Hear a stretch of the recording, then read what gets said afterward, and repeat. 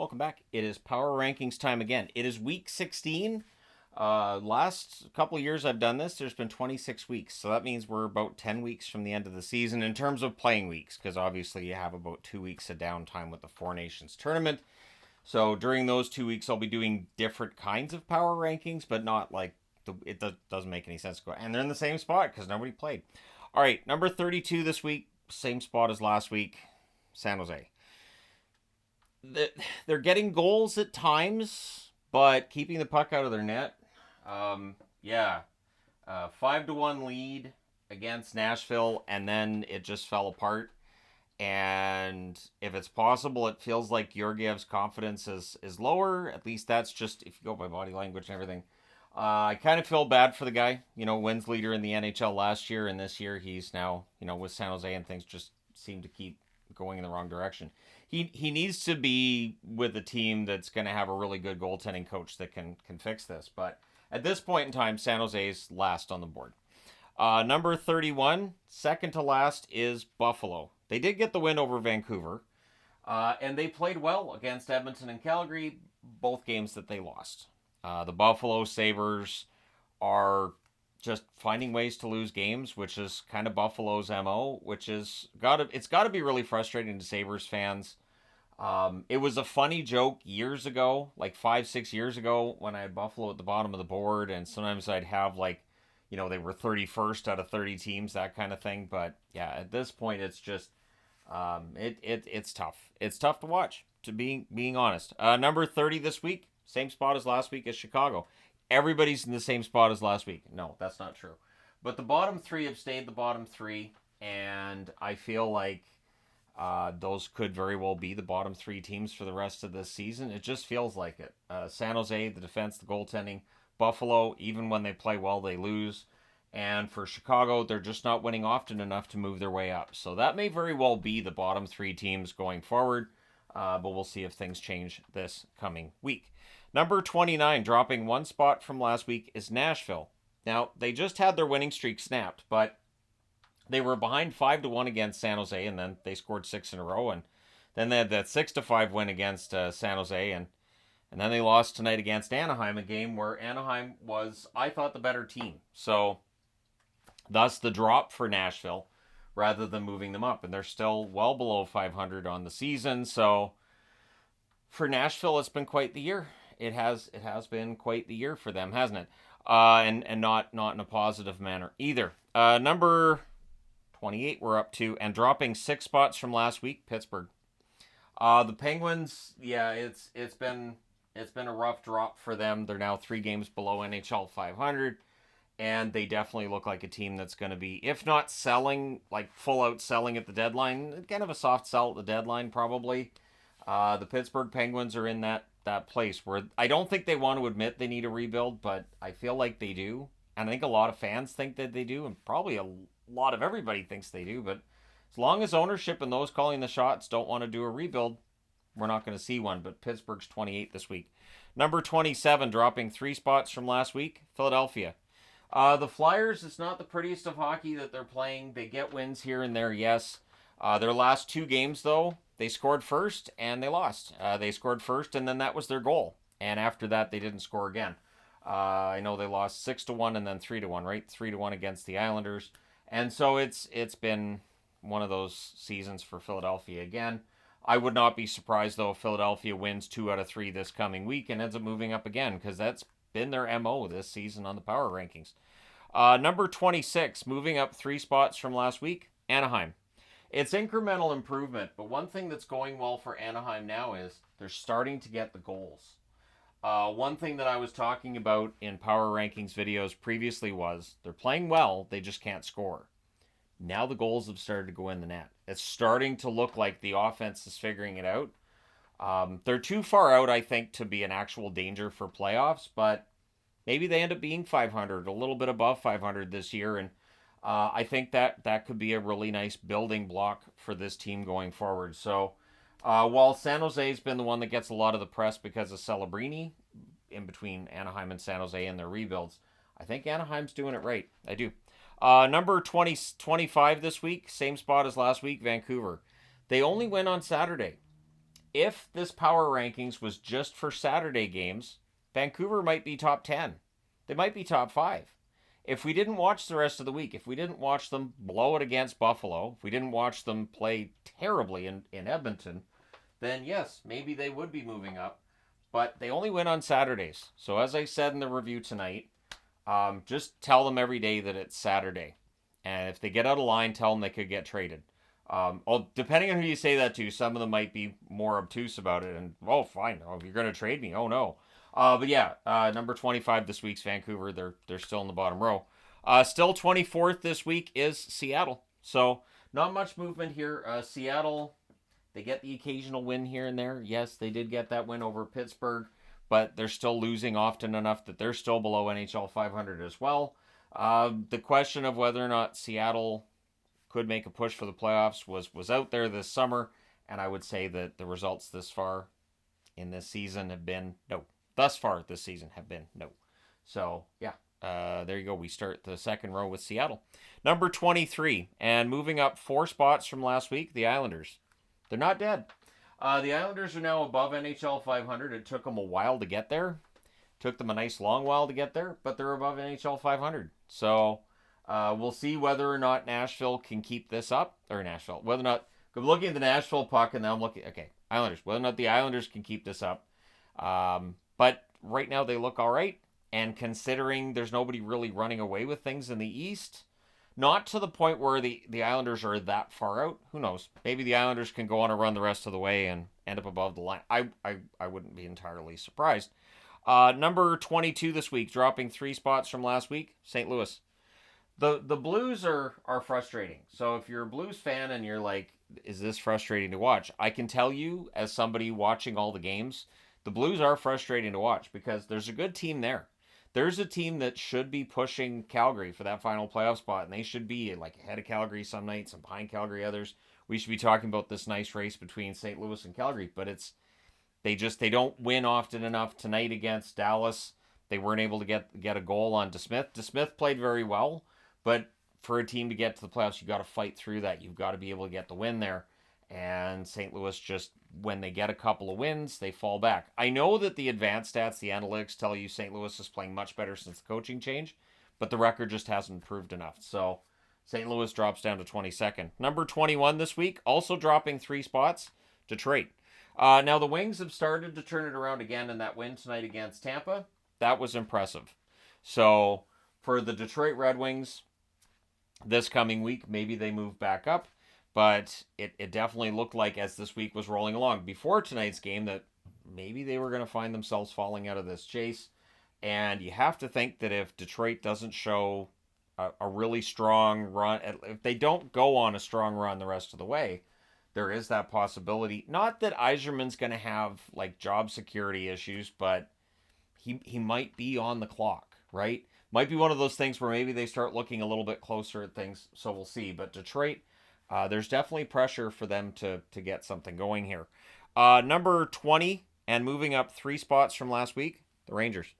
The New York Rangers are back, and I would not be surprised if next Saturday, when I do the power rankings that of course go live Sunday morning, I would not be surprised if the Rangers find themselves in the top 16 next week. Would not surprise me at all. It's been gradual improvement from them in terms of their spot in the power rankings, but it's improvement.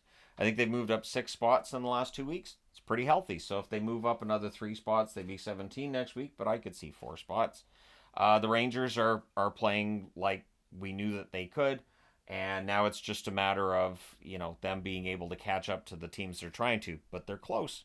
Number 19, moving up 2 spots from last week, Utah.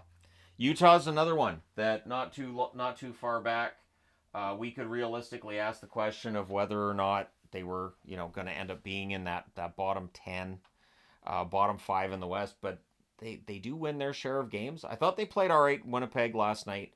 The Jets really needed to get that win back. But Utah looked great against the Jets in the first game that was played in Utah this week. So, yeah, Utah gets a little bit of a bump this week, and they're going to be one to watch in the second half of the season.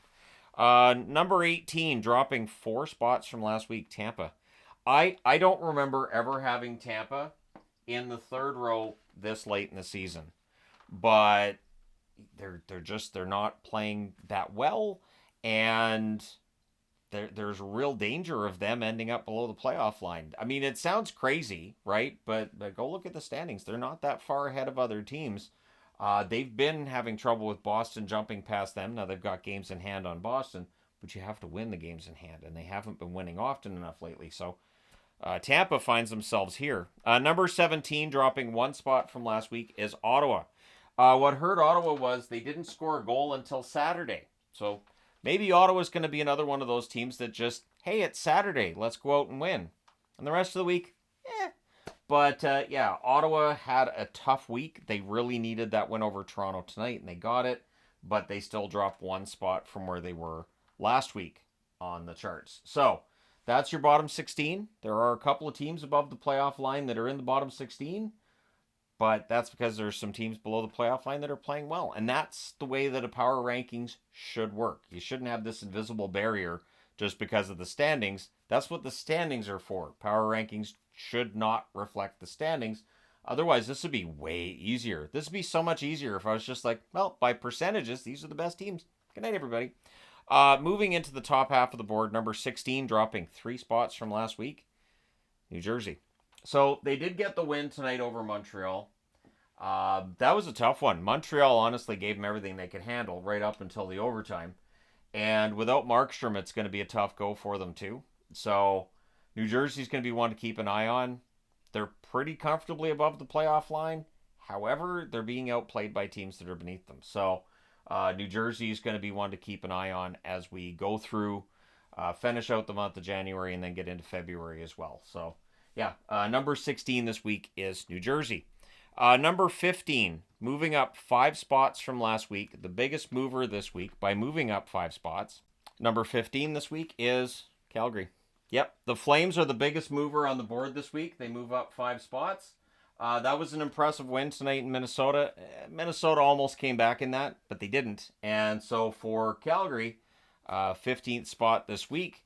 And they now have a 3-point lead over Vancouver for that final playoff spot. They are gradually getting to that point where we can talk about the lead they have and not talk about how razor thin it is.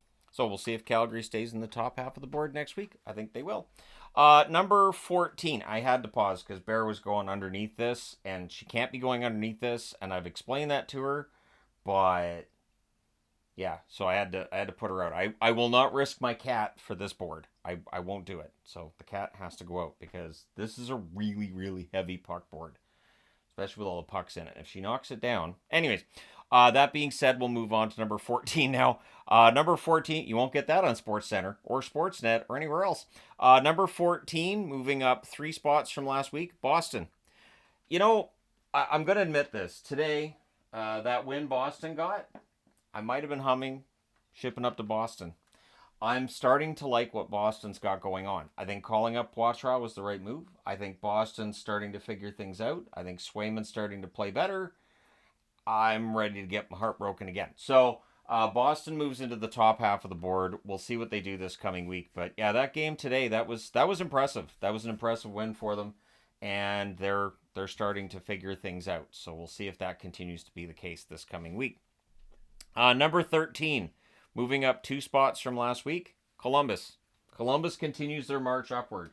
I know there are those in the Columbus fandom that don't think it's been fast enough, but there's a system I have. I update them every day, and anytime I go back and I look at the power rankings, like over the last couple of weeks, I've looked back. I've been like, well, there's all these complaints. I look back and I go, no, I'm happy with where these teams are.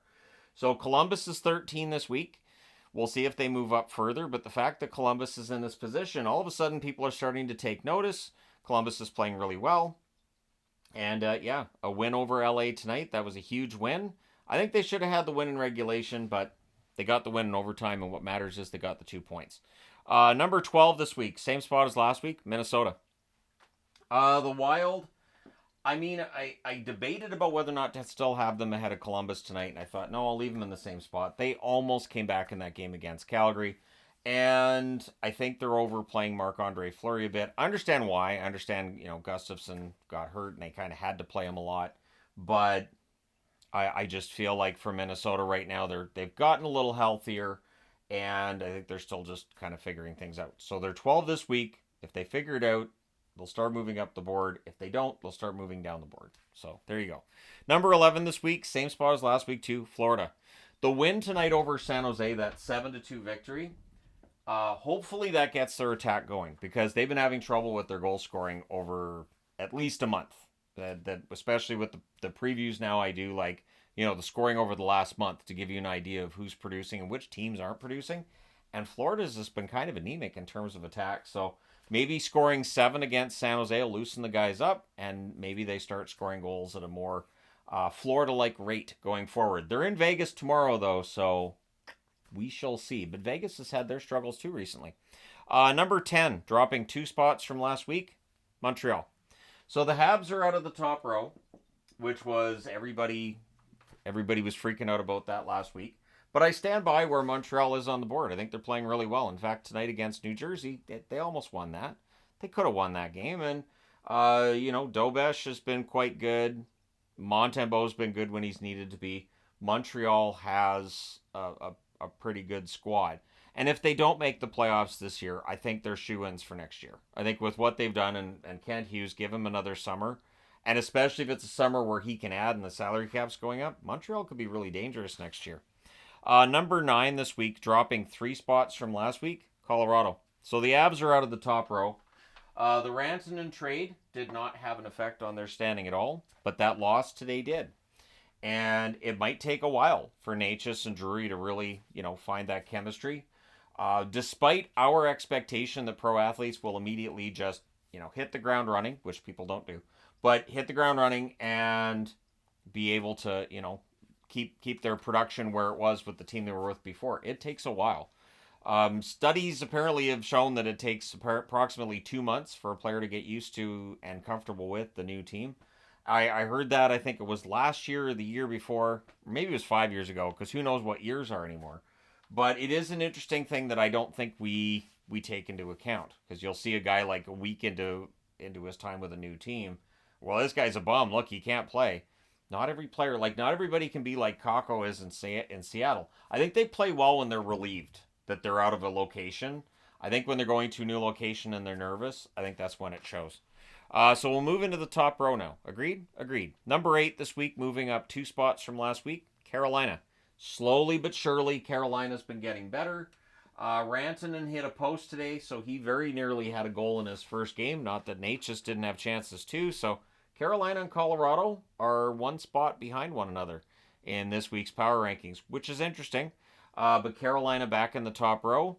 The top row has some teams that are struggling, though. So there could be some movement this coming week in terms of top row teams. There's an opening for Carolina if they keep playing the way they have been. Number 7 this week, dropping 3 spots from last week, the Los Angeles Kings. I apologize last week for having put them at number 1 2 weeks ago, because Kings fans knew what was coming. And, they're 7th this week. They did get the point in Columbus, so they get the point there. But LA, it's been a little more of a struggle for them recently, and now they're in danger of falling out of reach of those top 2 spots where you have Edmonton and Vegas jumping over one another atop the division. So LA's got to get their game together and string together some wins soon here. Number 6, moving up 3 spots from last week, Dallas. Yes, Dallas gets into the top row. I think they're starting to play. I know they had the 7-game winning streak. I know they were playing well. I think they're playing better now than they were on the winning streak. So that's why they're 6th on the board. The win tonight against St. Louis, they get the win. DeSmith makes 33 saves, and they're getting key goals when they need them. Johnston's playing really well. Robertson's playing really well. Those are the key guys that you want playing well. As for the discussion of whether or not they're going to weaponize LTIR with Sagan out, I don't think they have to. I really think if Dallas went out and added a couple of big names, it could mess up the chemistry on the team. I don't think they need it. So, at any rate, Dallas moves up this week a few spots, and we'll see if they stay in the top row next week. Number 5, same spot as last week, is Vegas. The Golden Knights are an interesting team in that they've had their share of losses recently. They did go in. They beat St. Louis, and they got revenge on St. Louis for St. Louis having put that shootout loss on them recently. So Vegas, top 5 still on the board. That's one that I think could slide down just a little bit. Dallas and Carolina, I could see passing in this week if things stay the way that they've been going. And if Florida shows that that win over San Jose really, truly got them back to playing the way that we know that they can, Florida could move up into the top row quickly. Number 4 this week, moving up 3 spots from last week, Toronto. The Maple Leafs are in the top 4. I did not penalize them for the loss tonight against Ottawa. I felt like, Ottawa really needed that victory. I thought Toronto played well. Forsberg was just fantastic tonight. Forsberg needs good numbers because you're going to get Ullmark back at some point, and when that takes place, they're going to have to make a decision with the backup, and he wants to make sure he's ahead of Merrilainen.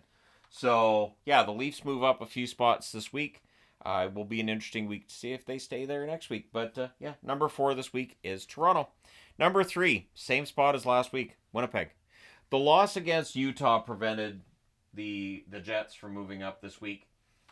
Winnipeg has had a really strong season. Obviously, they had the ridiculous run at the beginning of the season, and they're still playing well enough, I think, to be top 3. The win over Utah was important after they got manhandled by Utah earlier in the week. So showing that bounce back and being able to get that victory last night, that was, I think, important for them. And tomorrow night, they're home against Calgary.